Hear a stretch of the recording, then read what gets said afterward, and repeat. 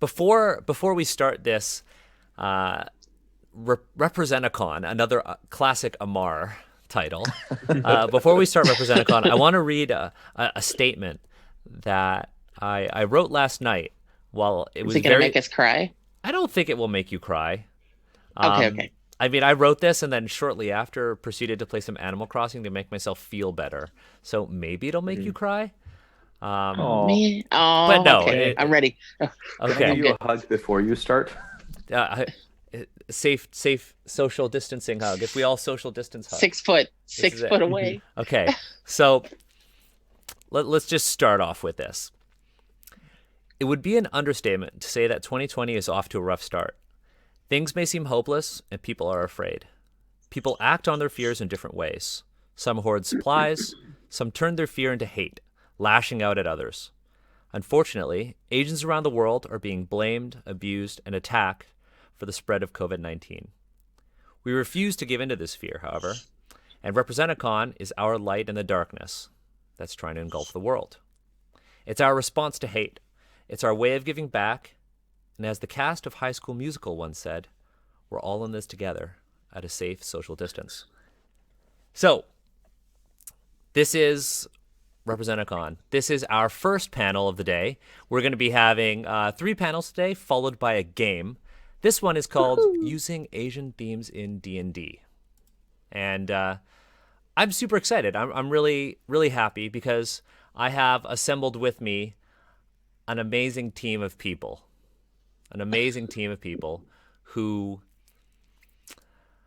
I think are the most deserving of all of the praise in the world. I'm going to start with the person on screen next to me. I have Steve. Steve, do you want to say hi? Oh, I do want to say hi. Oh, that was really nice. That So my was. name. So really quickly, because I want to dive right into this topic. My name's Steve. I'm part of the Asian Represent crew. I'm part of the actual play Dungeons and Dragons that we do in our kind of Asian-inspired custom campaign setting with like custom classes and all this amazing stuff that Daniel's way better explained than I am. But on that stream, Dungeons and Asians, I play La Ning, who is like an Imperial soldier / secretly an assassin. And I'm really happy to be here. Nice. And then next to Steve, we have Mendez. Hey, what's good? I'm Mendez. I am a game designer, cultural consultant. I'm a professional GM sometimes. And I'm really excited to be here. I'm really interested in Dungeons and Dragons and the way that Dungeons and Dragons and role-playing games have represented Asian signifiers, and the way they've treated Asian signifiers kind of differently from a lot of the other cultural signifiers that are present. If you read an article recently complaining about orcs, that was probably me. The Orcticle. The Orcticle, yeah. The Arcticle. Yeah, I blog at jamesmendezhodes.com, mostly complaining about racism. Nice. And then underneath Mendez, we have Ammar. Hello. Yes, so I'm one of the hosts of Asians Represent, and I'm also part of the Dungeons and Asians actual play. I am also the recent proud papa of a theater. I turned a spare room into a what I'm calling the Cinemar, which is where I'm coming to you live right now. Nice. So I appreciate the name. thank you. Yeah, it's apparently my one talent in life is coming To name things. To name I things. also coined Dungeons and Asian, Asians, I should say. Nice. So yeah, I'm really looking forward to getting a chance to talk about this stuff because we obviously play it out and we do talk about it on the podcast, but having this sort of new, having these people talking about this is something that we've been looking forward to all year. So this is great. Yeah. And Ammar also plays Waleed on the Dungeons and Asians podcast. And last, next to Ammar, underneath Steve, we have Kristine. Hello. I didn't know I'd have to introduce myself, but I will do it. My name is Kristine, and I am not part of the Asians Represent, only in spirit. I live in Seattle. I'm a programming director for Geek Girl Con, and I do outreach for them. I'm also on staff with Big Bad Con. I play in two really long-standing D&D games. Both characters I play are hella Asian, and I love the fact that the DM that I've played with allows me to fully kind of incorporate Filipino elements into the game, like parts of my mythology and the fact that Filipino culture is really matriarchal. So, yeah, I'm super excited to dive in the topic, and I'm glad to be here. Yeah. And I'm waving. And yeah. You know what? I'm super excited about this because first of all, we just went full circle on our panel with our overlay right here. But the big thing here is that I think this is special for me because from an Asians Represent perspective, 2 years ago, Ammar joined us on his first con panel at Breakout Con. A year after Ammar and I became friends, and we met at Breakout Con. Mm-hmm. And the same panel Ammar was on, we met Steve. And that same Breakout Con was when I was like, Steve's got to join us. And now, since Breakout Con isn't happening, Steve's joining us for a panel at Represent-A-Con. So full circle. But this is our panel to talk about D&D. This is our panel to talk about the things that D&D has done right, the things that D&D has done wrong. I mean, many of us know of the very, very wrong things that D&D has done. But this is a chance for us to provide our listeners or viewers, anybody watching live or anybody just watching or listening to the playback, with some actionable knowledge, tips and tricks on what they can do to use Asian themes in their D&D adventures. And we're talking specifically D&D because later on we're going to be talking about other TTRPGs and board games. But right now, for this hour, I want us to talk about D&D. I want us to talk about, how we can bring aspects of our culture into these games, but also how people who aren't Asian can attempt to use Asian themes in D&D. So I want to go around and I want to ask everybody a very, very loaded question. I want to ask you, what do you think is the best, most positive example of the use of Asian themes in D&D? And this is a tough topic. And you can't say Dungeons and Asians. You can't say JamesMendezHodes.com. Man, you took my answer. I want to know, is there an official... is there an official book or supplement or even a third-party one that you would recommend to somebody right off the bat? Because if we're saying, here, this is how you use Asian themes in D&D, well, we need to point people towards something. And I want to start with that. Yeah. Because we're going to dive into all the... And we're going to curse. We're going to dive into all the things that we really, really fucking hate. But I want to start by talking about things we really like. If there are. Right? If there are. Like there aren't. Yeah. Go ahead. There are not a lot of them. No. And all of the ones that I can think of are like really, really small because they're a tiny thing peeking out from like between like from the sidewalk concrete, like in between other things, like weeds. Right. Like weeds. Right. In a good way. And I'm thinking like in the 5th edition player's handbook, the picture for the soldier background, the Asian there's woman. a really good painting of a samurai. And I was like, that's a really good picture of a samurai. She's got a cool touch and everything. That's the only one I could think of in the player's handbook. Except my thing is like, she's not wearing a helmet. Protect your head. Yeah. Yeah. She's carrying her might be helmet. holding it. Yeah. She's holding it. She's holding it. Maybe she's like, indoors. Don your helmet. I have one. Yeah. Oh, go ahead. Sorry. Do you have another one? The other thing I was thinking of was like back late in 4th edition, they did a Henga yokai, like a Japanese changing spirit species or race for 4th edition, and that was okay. That one was fine. It wasn't like in the middle of another Asian source book. They just released it in like Dragon magazine, but I remember reading that and thinking, yeah, this is relatively close to, like whenever I see an Asian thing and I'm like, yeah, this is inoffensive. Like that's really good at the standard. See, that's our standard. It's like this passes. There's never been this is amazing. I have I have two. Yeah. I know you're working on one of them, Mendez. The Islands of Sina Una. Oh, yes, yes. The Islands of Sina Una. So this is a setting, a source book inspired by Filipino mythology, culture. It's got monsters. It's got a world setting. I'd have to shout that one out. Same with Islands and Aswangs. I think that one's another amazing book. There hasn't been, to my knowledge, a book of Chinese stuff. There has not.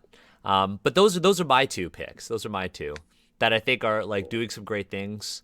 That I think brings something really great to 5th edition D&D. Steve, Definitely. Christine, Ammar, you got anything? I've been like racking my brain for like one, because I want to stick within Dungeons and Dragons and like Wizards of the Coast, because I love Dungeons and Dragons 100%. I love the game. I love playing it. It has problems, but I can I'm a complex being. I can do both. I can do two things. I can do two things. I think for me, there's a splat book in 3.5 called I'm guessing it's Complete Warrior. It might be Complete Rogue or something like that. But there's a prestige class called Ghost Face Killer. And I have to believe that someone like a person of color somewhere in Wizards of the Coast was like, I'm pitching this idea of Ghostface Killer, and they're just gonna be like this wraith that just like walks through walls and like is just horrifying. And I get like it's clearly Asian coded from all the art and what have you, but I feel like someone out there knew what they were doing. And at the time when I was reading through it, I felt seen, if that makes sense.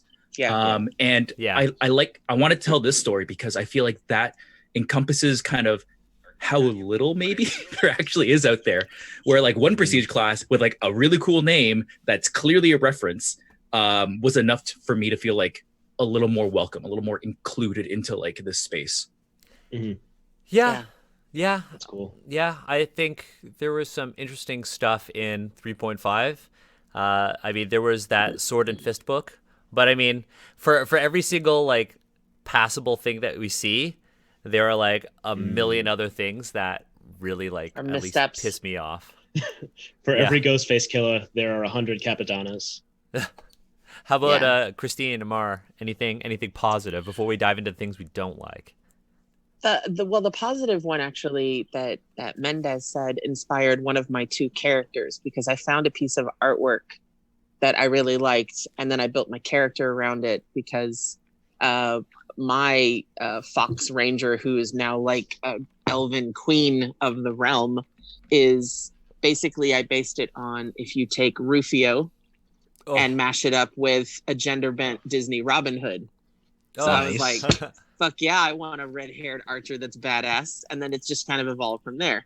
But I would have to say that's the one thing that like sticks out in my mind.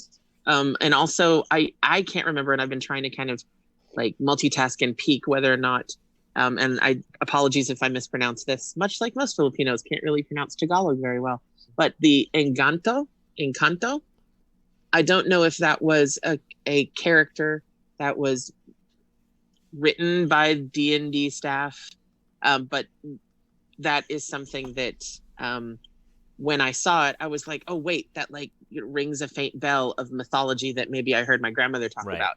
So sometimes I like the fact that they will like name check something from mythology, but at the same time in the back of my head, I'm like, this is some white person that did a Google search and now I'm pissed off because y'all didn't do the research. You know what I mean? So that's a big one. I will take a step back from that because we're not ranting now, we're praising. We're praising. This is the moment of praising. How about you, Ammar? I think as everybody else has pointed out, there is precious little, diamonds in the, I'm going to call it a shit field. But I do want to praise like Dungeons and Dragons as a thing, which is to say, it sort of, it kind of jumped out relatively fully formed out of like Athena out of the head of Zeus. And it's incredible. Like now that I've started to do a bit of game design, I'm working on a secret project. Oh my God, I'm so excited for it. I know, but I just can't take the pressure of being like public about it and then potentially failing. So secret for now. But I've kind of come to appreciate just how many things they got right in just the very first game, right? Simple things like the way that you progress through levels really builds a certain kind of engagement to your character, and it builds a kind of engagement to the game as such. It's just enough to sustain years-long campaigns. In a way that, I'm not like, there's some board games that last a while, but I've never really come across a board game that had years-long engagement. So like, I do want to shout out to Dungeons and Dragons and Dave Arneson and Gary Gygax for doing that stuff right. Now on to the now as the perfect Ammar segue It's into the shit we hate. For me, I mean, I have one that immediately comes to mind, and it's when Mendez, not when Mendez does something. Mendez, when you mentioned the samurai on the soldier background of the player's handbook, I think that's wonderful. I think it's awesome. But then before you even get to that part in the book, and you're reading the section on humans, it's telling you about the Eastern humans and what they're called. And in the world of the Forgotten Realms, they're called the Mulan. And a part of me is just like, this is just so bad. It's just so But unnecessary. somebody thought that shit was clever. Someone thought that shit was clever. Oh, somebody probably got like a nice bonus for that. They're like, oh, look at that. It's so clever. They'll get it. Haha, the Mulan. I know about Asia. Whoever As a monolith. This was the idea of whoever the D&D equivalent of Akira Yoshida is. Oh. Do you want to explain that to the audience? Yeah. And for people who don't get it, because this is like, you just opened up like, and just poured all the words. Yeah. But you need to be able to get this reference, because people are going to be making Akira Yoshida jokes. He is a white comics creator who currently occupies a very high position at Marvel Comics. Yeah. But in the past, this guy named C.B. Sobolski, he went by Akira Yoshida, and he fabricated a Japanese persona so people would hire him to make comics about Japanese people, which, surprise, turned out to be racist. Surprise! Who would have thought? Yeah. Who would have thought? This is like, sometimes I wish I could like just hold up a GIF, but it's like the one from Dios and Mero that it's him going, white people stop. It's just him doing this. Or the other one that's just like the Asian person going, white folks. Just sometimes I just want to hold it up and go, Yep. Yeah, I mean, like, we could talk for hours if we wanted to dive into both versions of Oriental Adventures, but right, like there are a lot of problems with Oriental Adventures. I mean, people have heard me talk at length about the story of how I got Oriental Adventures and was like, oh, this is cool, and then never used it because my characters in my mind, like the rest of us, if we're always Asian. Like my elves were Asian. the default. My orcs were Asian.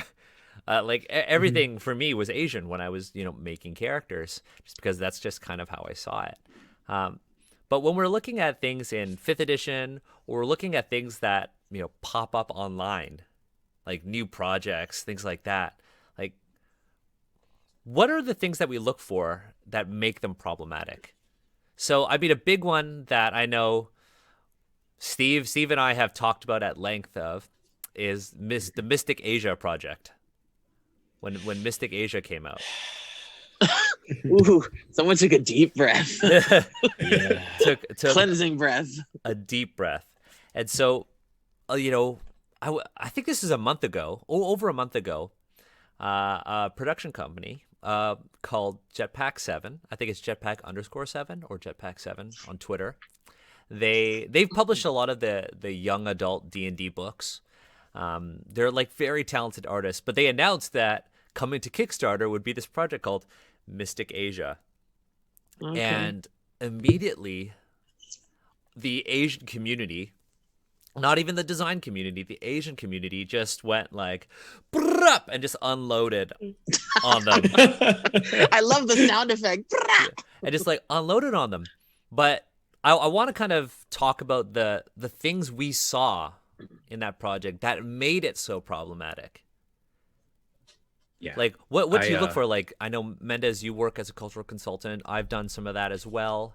Like, Ammar, Kristine, Steve. Yeah. Like, what do we look for in projects? What do we want to see in a good project? I want to jump in really quickly. Yeah. How dare you?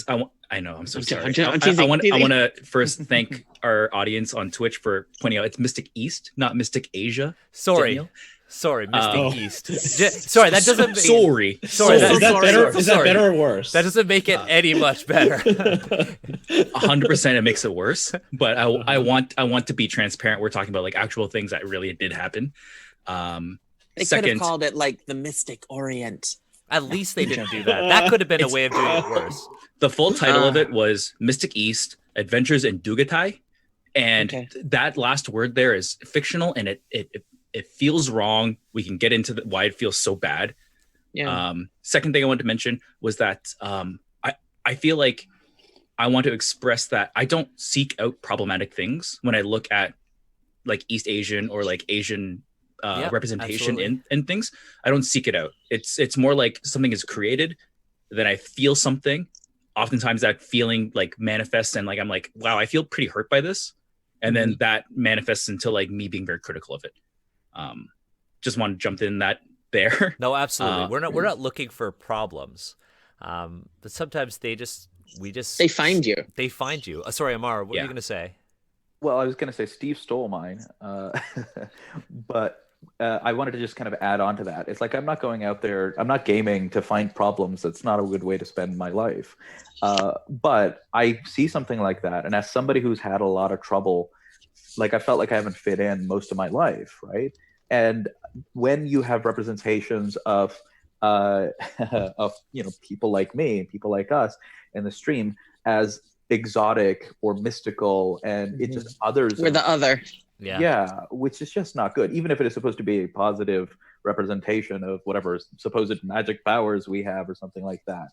It's still hurtful because it makes me feel like I don't fit in. It makes me feel like, oh, okay, I'm not actually a part of this. This is actually a part of a fantasy world for somebody else to project onto me and people who look like me, which it's not great. It's uncool. Yeah. Well, sorry, go can ahead. I was going to say, can I add something super quick, and then I'll make it really really do quick. Your thing. I think one of the things that I find, it's both like it's like the blessing and the curse when you are Asian American or Asian Canadian, or like my blog is an Asian on occasion, haha. But you have people who ask you, hey, have you seen this thing? What do you think? Right? And you have like that second to parse. Are they asking me because I'm a gamer? Are they asking me because I'm an Asian? Am I supposed to get pissed off or happy? And then you have to deal with well, why can't you be happy? It's enough. Or, oh my gosh, it's vaguely Asian, so I'm going to grab onto it with both hands, even if it's mediocre, because it's some sort of representation. You know what I mean? Like, it's such a ball of tangled yarn I think we have to unpack.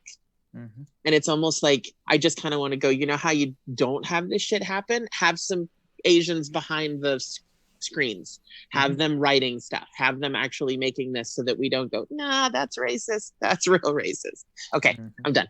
Please continue. Oops, losing the phone. Sorry, Ammar, did you have more? Well, I just wanted to turn it over perhaps to Mendez at this point, as well as Kristine and to Daniel, which is to say, just to kind of say it, like for me anyway, it usually starts from a place of it feels othering, it feels a little hurtful, and then I start to analyze it. And that's where that secondary process of, okay, why is it doing this stuff? What's capital P problematic about this that's leading me to have these feelings? Which is the kind of cultural analysis and so forth that Mendez is probably much better at than I am. So I'll turn it over to him. So I guess the one thing that I wanted to talk about in this context is let's imagine that this Mystic East thing had made it all the way to Kickstarter and gotten published. Let's imagine that once you opened up this book and then you read it, there was all of this like in-depth, like actually well-sourced information that they got Asian creators, maybe Asian or professionals with like an academic background in Asia to talk about like what samurai are really like, what the Mongolian horde was actually like. But this was what they led with. like the stuff that we saw, the title, The Mystic East, and like so the cultural conflation, all of the stuff that we saw as just like a snapshot, that's still on the cover. And one thing that I wanted to point out is like, all too often, I think because people like to lead with something that's like dynamic and really grabs your attention. And a lot of the things that are most dynamic and grab the most attention when we're talking about Asian content are also things that are racist. Not all of them, but a lot of them. And then those are the things that end up on the cover of the book. So I just want to like focus a little bit on that like snapshot effect, right?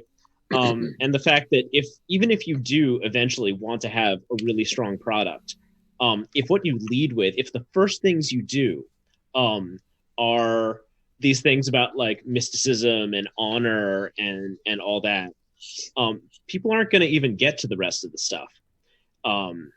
And also the people who are just scrolling by it, that stuff that's on the cover, that's going to affect them, even if they're not going to play or read the game. So I want to, even with like the most charitable interpretation of what was going to happen with Mystic East, I do want to say like what you focus on as your snapshot, what you present. We lost Kristine. No, I'm sorry. I apologize. You both switched again. Okay. I'm Kristine now. That's okay. I'll fix that. Yeah. Sorry. Okay. But yeah, like, so please, people, like, even if you are confident you have a strong, respectful product, think about the snapshots that you're sending when people are scrolling by it on their timeline. Think about the stuff that's on the cover. Think about the misinterpretations or that people are going to have if they just kind of breeze by it. And because those things have a serious effect. And both from like a mercenary perspective where you're trying to sell it, and from a respectful perspective where you're not trying to like accidentally hurt people. I think that your elevator pitch, your cover, your summary, all of that stuff has to be even more on point than the rest of your material. Yeah. Yeah, no, for sure. Like, I mean, I'm seeing a lot of comments in the chat about, you know, their receptiveness and everything like that. I do want to say that, yeah, they did pivot on their work, but when they were actually presented with, you know, a couple of different solutions, right? The solutions were obviously to, there we go. I fixed the overlay. Their solutions were to like start from scratch and you know, involve Asian people from the beginning, because they did have a cultural consultant who somehow let all of that happen. So they kind of took the approach of, we have an Asian person or some Asian people, therefore everything that we're doing is bulletproof. Like that was one of their first mistakes. They had some unqualified people on their team. Mm-hmm. B, the second thing they did was, okay, when the community reached out and were like, hey, this is super problematic, you gotta like make some changes, like, because without a doubt, if they had gone to Kickstarter with Mystic East or Journey to the Mulan or whatever, they would have made, let's be honest, Let's be real. they would have made bank on Kickstarter with that. They would have made bank, because people really want that kind of content, and there isn't enough out there to show them what's proper, what's good, what's positive, and what's fair. And so these folks, and you know, I'm a little privy to what was in the book, they had some legit ideas in there. They weren't necessarily Asian ideas, and a lot of them were playing on stereotypes, but there were a couple of nuggets there that were actually really solid. And ultimately, in the end, what they wanted to do was, they didn't care enough about portraying Asia. They had this idea, they thought Asia was cool, they wanted to put it out there, but they didn't care enough to say, okay, let's step back, take what's good, remove what's bad, and involve creators from the beginning. They were like, okay, we'll just take the ideas that work for us, that weren't racist, and we'll turn it into another project about the West. Can I make a colonizer joke right now? I mean, because that's literally like, let me cherry pick what's best about your culture and your culture and your culture and just kind of smash it all together like Asia's a monolith, right? Yeah. And you just kind of go like, you know what I mean? Like it, and on one hand, you're like, okay, the representation's good. Maybe. No, it's not. And then the other hand, you're like, how did you get it so wrong? Or why? You know what I mean? Mm-hmm. Yeah. I mean, and then that kind of takes me to what I'd like us to dedicate, the last bit of our panel to, and that's what? No, I mean that it's ending. Not I know. I wish it could go so on sad. like forever, but I mean, Representicon is going on all day. I mean, and tomorrow. After this, we have a half-hour break, and then another panel that's facilitating games with Asian themes. So that's going to be moderated by Steve. Oh, right. Nice. And it's going to have Banana Chan, Cleo Yunsu Davis, myself, and newcomer Anthony to our panel, who I'm excited for everyone to meet. But I wanna ask, like, so we've pointed out a lot of the things that Mystic. I keep wanting to say Mystic Asia. Mystic East did wrong. Mystic Mulan. Mystic Mulan. Mystic Oriental Mulan did wrong. But I want to say, like, what can people do to make their tables more ethical, to make them more positive? Accents. No accents is definitely, yeah, straight up no accents. Straight up. I think someone here wrote an article about it. Oh, yeah. Yes. Mendez. It's a very good article. Mendez.com. Seek it out. Seek out that article. Hey, Steve, can you put Mendez's website in the chat so everyone? I've already linked his Orcticle. But I will also don't forget the the Moncticle and the Accenticle. I'm just gonna link the entire website. Just like the website. Read everything. Yeah. Just read everything. The three articles that are probably most relevant to the thing we're talking about right now are the 2-part Orc article. There's an article called "May I Play a Character from Another Race?" Short answer: yes. Just read the article. Yes.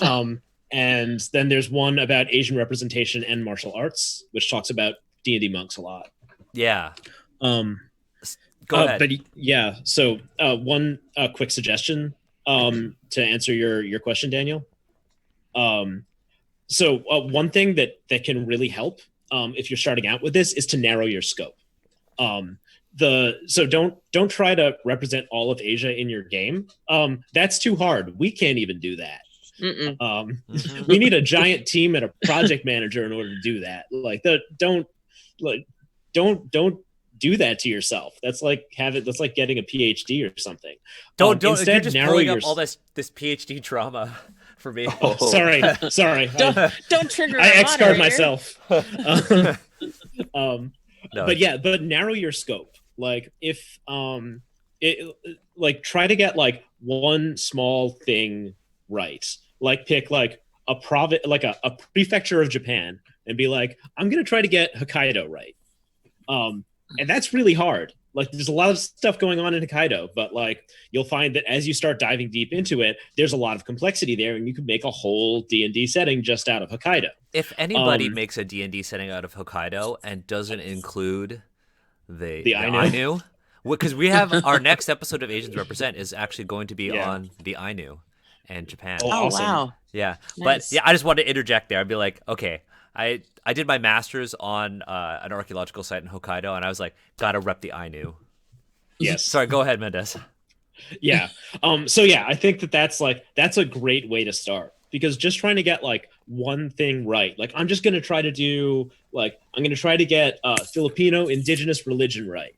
Just that. I'm not going to try and cross it over with Shinto. I'm not going to try to cross it over with Vietnamese folk religion. I'm just going to get like Filipino traditional magicians.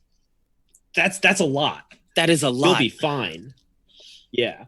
Yeah. I mean, with our Dungeons and Asians adventure right now, like I'm GMing right now, and I think either Steve or Ammar may take over in the future depending on where our adventure goes. But right now, the part where we're the kingdom that our game is set in, is just fantasy China in the Han Dynasty. It's like it's very specific, and we're just working on the Chinese part. So any cultural cues that we touch on in the game, any of the classes, are all based on Chinese culture. And I think what's been interesting about that is that Ammar, you're playing a character who is from another land, whose culture is very different. Except in the story, your character as a child came to Xia as a stowaway and then embraced Xia culture. So your character is interesting because you're literally playing a child of two worlds. You're playing, one of Desh, the land that you're from, and then one of Xia, and how you have these two overlapping cultural identities. And I think you're very much playing the story that many Asian Americans, Asian Canadians experience. Like for me, I was born in Canada. I'm Chinese. I identify as Chinese Canadian. But to many people, they'll always wonder where I came from first. And then if I go to China, like I did, I wasn't really Chinese there. I was Canadian. And so my identity is kind of in the middle. And so when you're using Asian themes in your characters, like that's something that I like to touch on in my characters. How complex identity is for many Asians because of the diaspora. Yeah. Yeah. Very much so. Can I jump in? Yeah.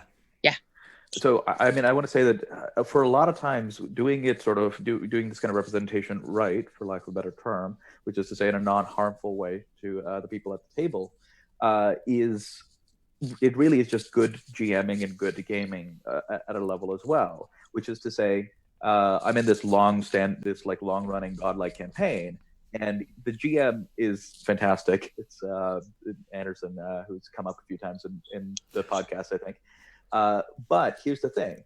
One of the players is an expert on weaponry, and World War II weaponry in particular. So he collaborates with that player to be like, okay, what's here right now? So what I want to convey is the kind of thing that Daniel does, where he's collaborated with me to figure out what this other land that's, roughly an analog for South Asia, this Desh, is going to look like. And we're going back and forth on this. So it's just good GMing is to work with your players, collaboratively create the setting and the world that we all want to play in, because then that also creates a certain kind of commitment and engagement with that world.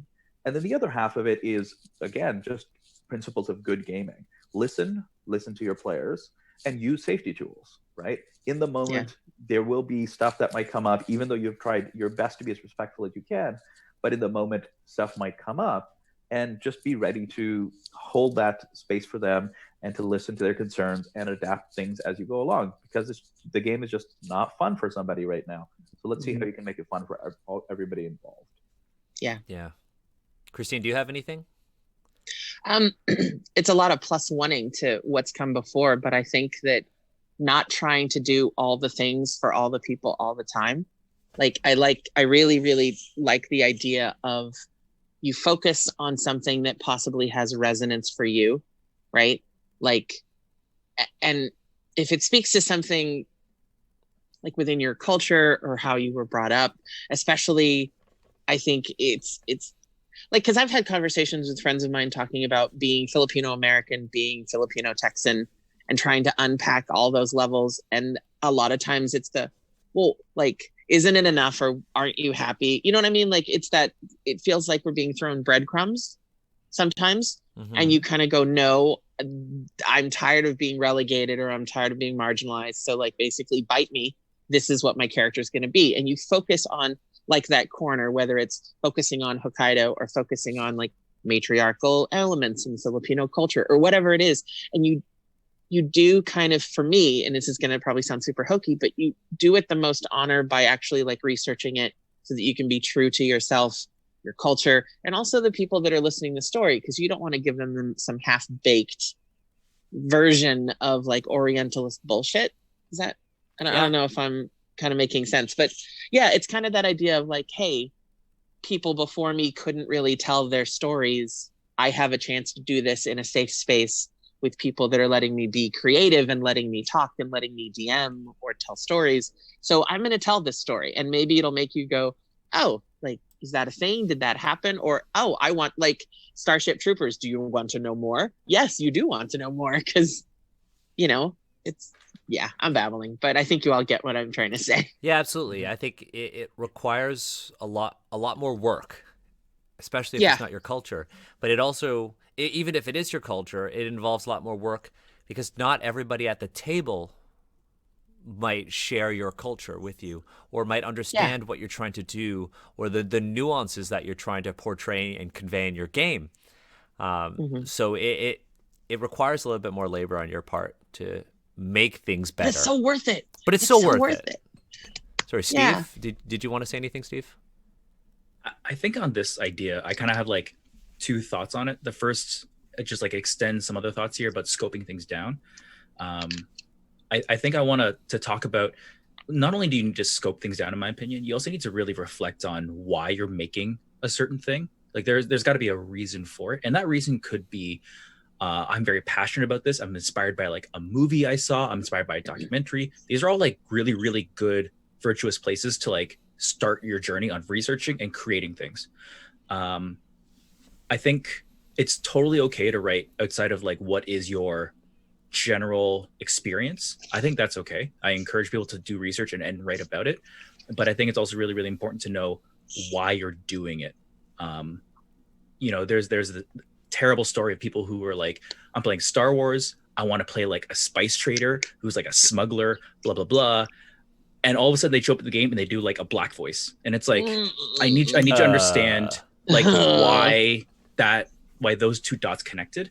And like, that's a really good learning opportunity to be like, why are we doing the things that we're doing? And why did this feel like appropriate? I think that's my initial thought there. Yeah, go ahead. No, you actually led into a point that I was going to make. And it's just, you really have to ask yourself, and I really say this for people who are trying to put products out there, do whatever you want in your home game. But like Christine said, like, you gotta be racist on your own time. Be racist on your own time. But no, but I mean, if you want to, if you're gonna do this in your home game, put in the effort to make sure that your players understand what you're trying to do. And if you're not Asian and you're trying to portray Asian cultures, by all means do so. There are. When we first started Asians Represent, I got so many DMs from people being like, how do I make my L5R game not racist?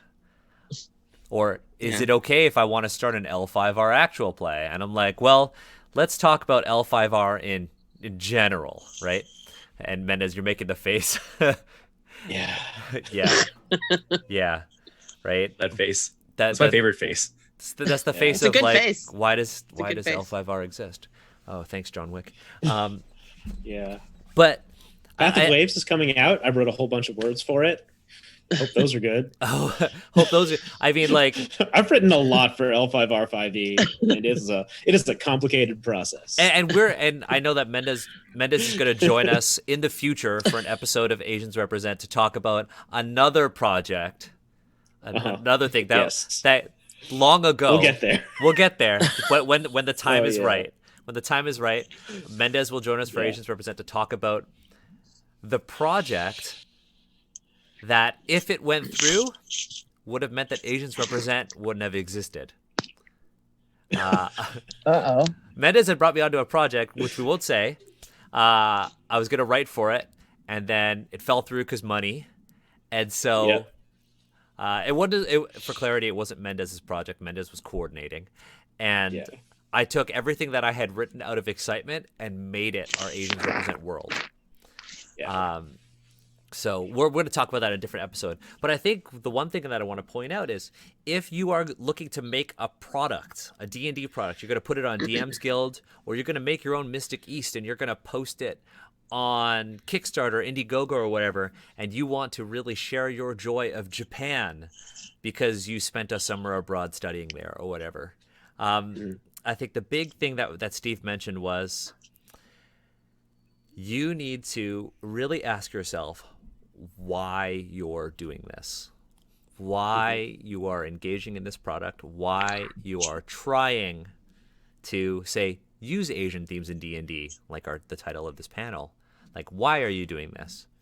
And if in your head and in your heart you have an ethical and morally right answer, then go ahead. But if there are any doubts in your mind, like, I'm white, or there are no Asian people consulting on this project, take a step back, reevaluate, and then reach out to the community, reach out to professionals who can, help out there. That's my big piece of actionable advice to people who are maybe watching and maybe working on an Asian game and, aren't sure how they want to go about making it a reality. Yeah. Can I postscript onto that? Yeah. I think I touched on it earlier about the idea of like blessing and a curse. The idea that please, like if you examine it, and I always try to presume intent. Now it's real hard in 2020 in Trump's America to presume intent with things, but I try to take the deep breath and go, no, you're not immediately racist. I'm going to give you like the 10 seconds with which to finish your statement before I come down on you with holy hellfire. But in senses like this, if like you are a non-Asian or a non-person of color creator and you do want to bring in other elements into your game, please like do the research, ask yourself why you're doing it. If you do reach out to the community, I'm going to say this, don't say the words it's for exposure, or you need to compensate people that you're asking, because the emotional labor for sometimes unpacking these things, you know what I mean, to culturally consult is a lot, especially if they deal with things like trauma or themes that touch harder in the Asian communities. I hope I'm making sense. Basically, if you reach out for help, don't just assume that we're going to do it for free, because that's not the case. That's a big you know what one. I mean? Like, that's a big one. Don't say it's for credit. Don't say it's for exposure. Don't say it's because you should do it because you love gaming. Well, I do, but I also would like to get paid. So yeah, that's my kind of mercenary postscript to it. I think that kind of stuff needs to be said over and over again. But what I feel that a lot of people don't talk about is that not doing that will cost you more money in the end. Even if your goal is, I want to make money off of like a campaign setting, or I want to publish something and make this amount of money. That's actually like a scope down valid reason. There's other things to talk about it. But if you just want to like make a quick cash grab, not having a consultant, having to redo all your art assets, having to bring on consultants afterwards to fix it, eventually have to redoing all of the work, will cost you so much more money. Money that you could have just spent up front. It would have been cheaper, and it would have like increased how much revenue you get back anyways. It's just a bad business decision not to bring in Asian creators if you're going to write an Asian piece of content. I mean, prevention is worth a pound of cure. Yeah. There you go. Yeah. Measure twice, cut once, or whatever it goes. I mean, I think about Mystic East. I had to think. I was like, is Mystic East? I think about Mystic East and all of the time and money they put into that project, and now it's just all wasted. It's all wasted because I think their working document up until they canceled the project, they had like 72 single space typed pages of content. Wow, that's a lot. Something like that they can't use anymore, and it's like you should have asked the community, sought professional help at the very beginning, right? Yeah. I mean, a big thing is like go to a museum. Read a book. Go to a museum. Like, or even like most museums, especially in this like COVID-19 era where we're all quarantined, many museums have virtual resources that you can access, right? I know like the Royal Ontario Museum here in Toronto has, amazing virtual resources that you can use. And I know that, there are so many people out there who are academics, but also work in gaming, who would love to chat with you. Ammar, Mendez, you have any advice for people? And while they think, if anybody has any questions, please post them into the chat. And Peter has talked to. Oh, yeah. Peter brings up a very good point about the the director of costumes for Mulan, and how she's white, first of all, and then ended up going to European museums to do research on Asian costuming, which has so many like colonialist layers right there. Let me jump on that and say, like, we always say talk to consultants and do your research, but each of those things is a science. When you're doing your research, you need to develop a sense of you need to develop a bullshit sense. The same thing that you use when you're looking at a Wikipedia article to tell whether like this is legit, it has citations, or this feels like it's been machine translated or written by someone with an agenda. You need to use a very similar sense with the kind of research that you're doing. So when you look at a source, you need to look at who wrote it and for what audience they were trying to write it, because a lot of material out there that's presented as like this is legitimate source information. A lot of that information is going to have the same kind of agenda that a lot of circumspect material in RPGs about Asians is going to have. So there's research out there you can do. There's books out there that you can read, which seem like they're going to be legit because they've been written for like a specific Western audience that demands a certain kind of sensationalism, that demands like some of the same things that a lot of like less responsible Western audiences playing RPGs want.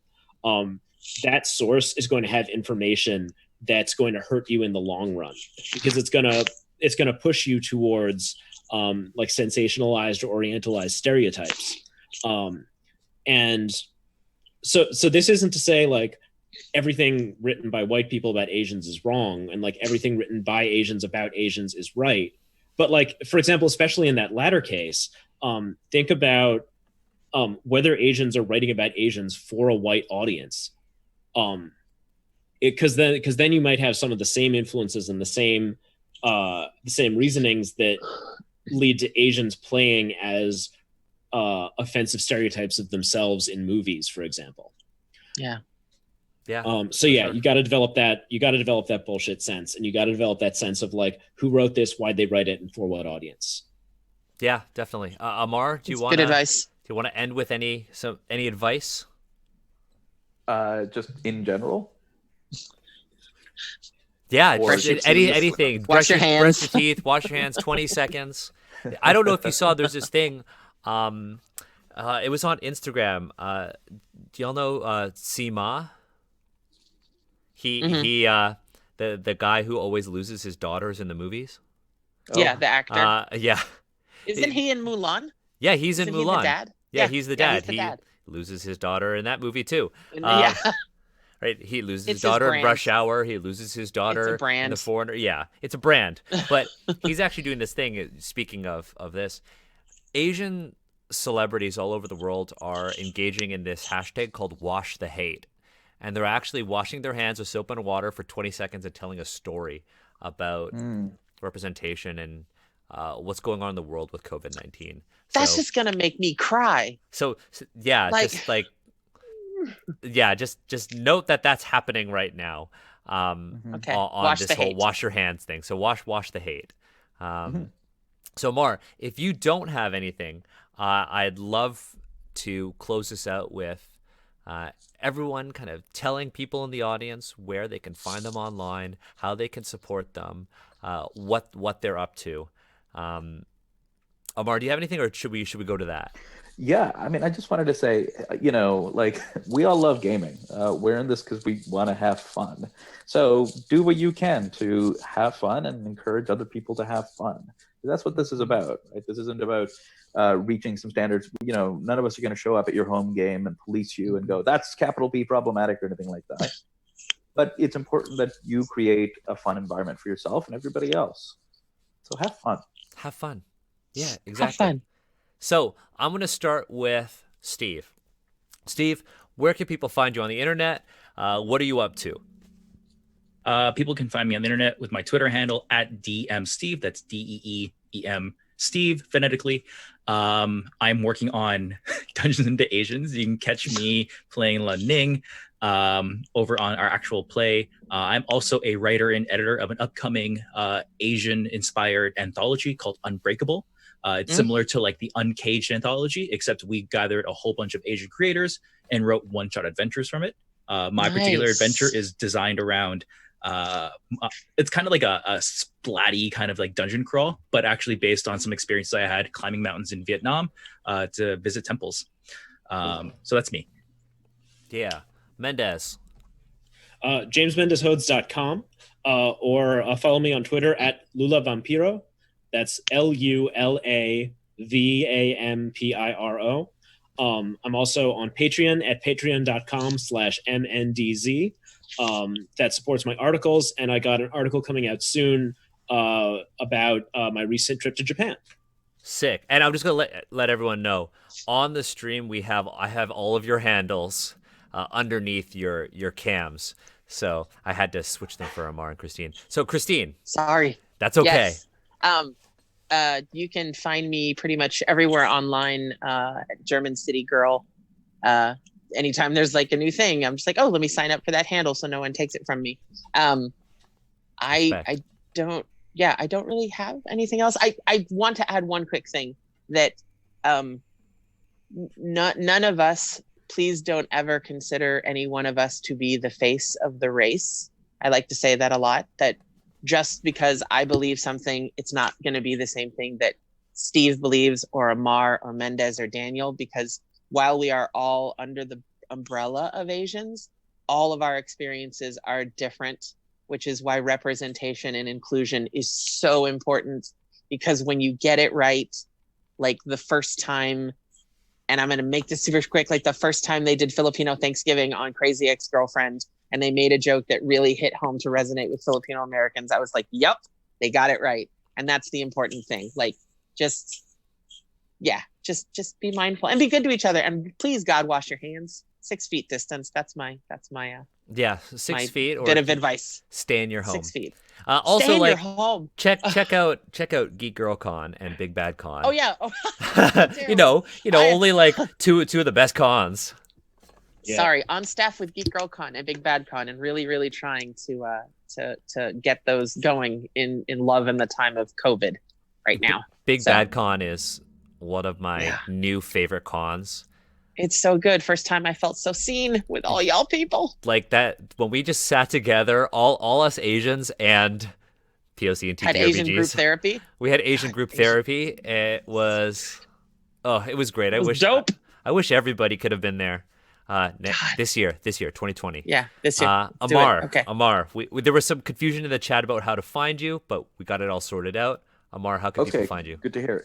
For tabletop role-playing game content, as well as updates about my upcoming, currently secret game design project, you can find me on my Twitter. The Twitter handle is right there, but it's at Ammar Ijaz. I will also be posting more missives from the cinema, movies I'm watching, and my thoughts on it. That name is so dope.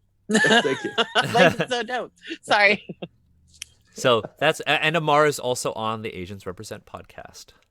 Nice. And then that just leaves me. You could find me where can we find you? Daniel H. Kwan on all socials. You could find me on Twitch at Kwanobi. I'll probably be streaming sometime tonight. Yeah, look. I love that. I love Star Wars, and I have this. Respect. I have so many of the lightsabers, and I have a red lightsaber not because I'm evil, but because red is a great Asian color, and I'm rocking my Jeremy Lin jersey right now. Nerd. Yeah. But you can find me on all socials at Daniel H. Kwan. I have a Patreon where I have a show called Anything But D&D. It's a video show. We talk about anything that isn't D&D in the TTRPG world. And that's patreon.com/Daniel H. Kwan. And of course, you could find the Asians Represent podcast on iTunes, Google Podcast, and Spotify.